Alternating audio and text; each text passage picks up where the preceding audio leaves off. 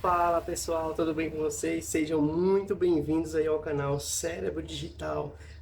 Desde já te convido a inscrever-se no canal, a compartilhar o vídeo, a deixar seu like. E hoje, galera, nós vamos falar sobre o projeto Gemini, que é o projeto do Google. Galera, esse projeto é sensacional, esse lançamento vai ser lançado aí em 2024. Ele promete superar o ChatGPT 4, para vocês terem ideia. O ChatGPT 4 aí é o mais atual, mais famoso aí de tudo. Ele vai ter texto, vai ter conversação, você vai poder conversar com ele normal, como se fosse uma pessoa, além de que ele vai entender texto, você tirar foto também, ele vai entender o que é aquilo, vai pesquisar pela internet com essas pesquisas que você vai fazer aí, tirando foto, vídeos também, ele interage com vídeos. E é isso aí, galera. Ele promete lançar várias versões, e uma delas é o Gemini Ultra, que é a mais poderosa. E ele será, como eu falei, lançado agora em 2024. Tem o Gemini Pro também, voltado para rodar uma ampla gama de tarefas e atender os desenvolvedores e usuários. Esse projeto, galera, vai ser uma revolução aí nas assistentes virtuais. Por quê?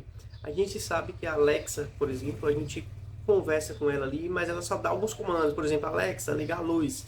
Alexa, que horas são, por exemplo. Isso ela consegue. Mas o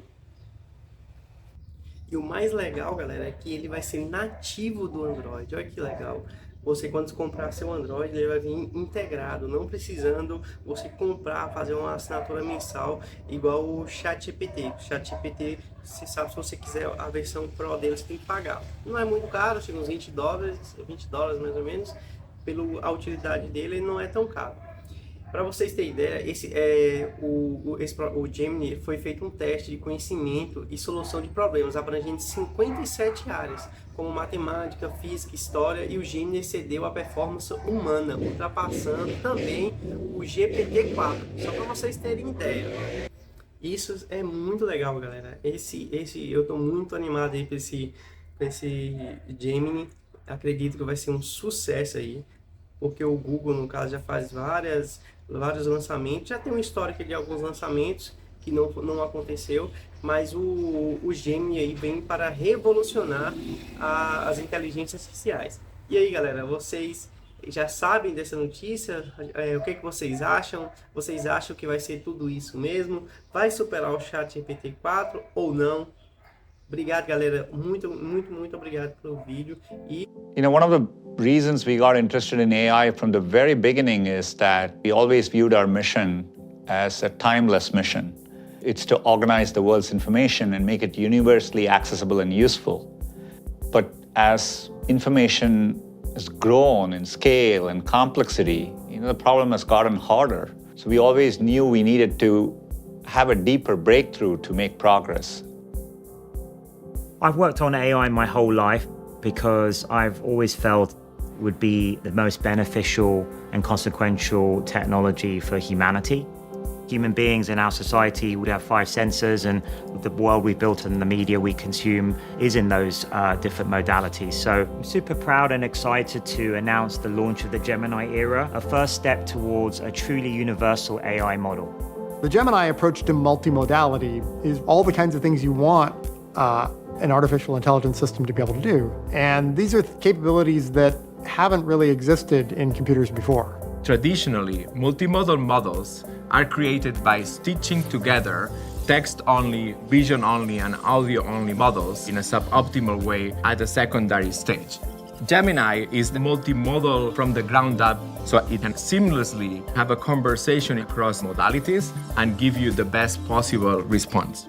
Gemini is our largest and most capable model. It means that Gemini can understand the world around us in the way that we do and absorb any type of input and output. So not just text like most models, but also code, audio, image, and video. What's amazing about Gemini is that it's so good at so many things. As we started getting to the end of the training, we started seeing that Gemini was better than any other model out there on these very, very important benchmarks. For example, each of the 50 different subject areas that we tested on, it's as good as the best expert humans in those areas.